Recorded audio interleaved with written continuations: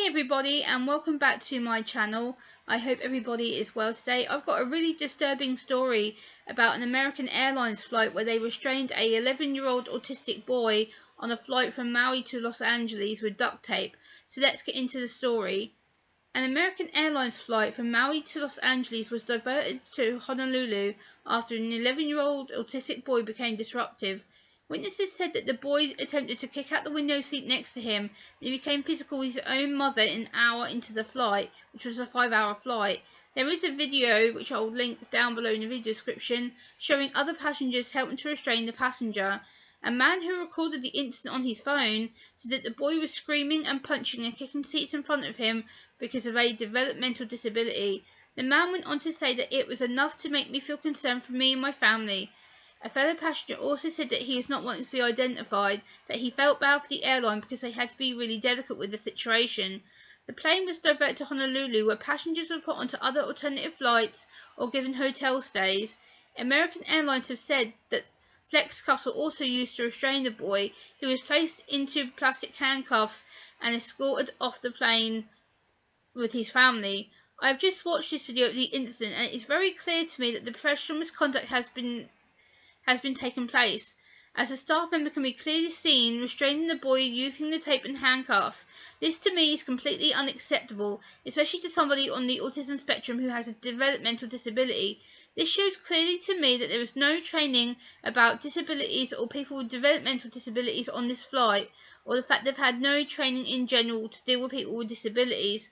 To me, as an autistic woman, this shocks me and saddens me to show that restraint is still being used towards people like me, still today, when we should be accepted and not judged.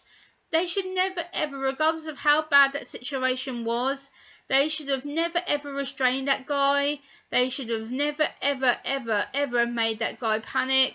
They should have not gotten his space. They should have just softly spoken to him.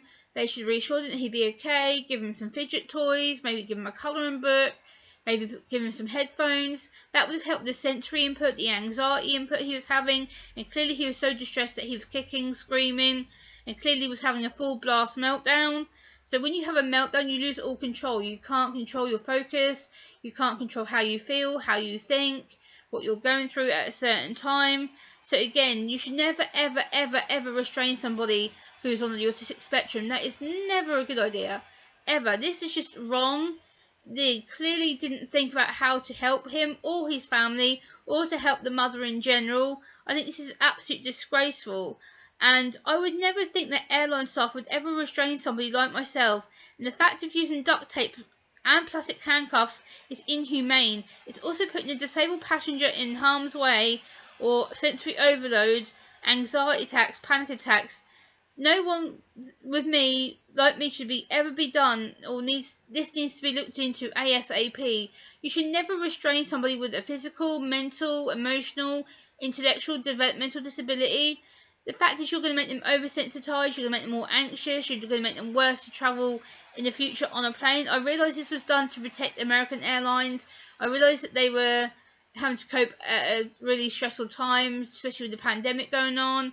And I understand that they did it as a way to calm him down, but this was the wrong way to deal with him. This was totally the wrong way to even go about dealing with him. Like, you never ever go to use restraint in physical, regardless if it was done in safety, regardless if it was done in the right way at the time. This is just disgusting. I will not ever condone this. I think American Airlines should apologise to the passenger and the family, and clearly there needs to be disability training done, or there needs to be some kind of backlash for the company, or the person who did it, the staff member, needs to have autism training, clearly, because their knowledge was absolute rubbish. And this just really saddens me, again, that restraint is still being used, that this is still peddled as being okay to an autistic person. No!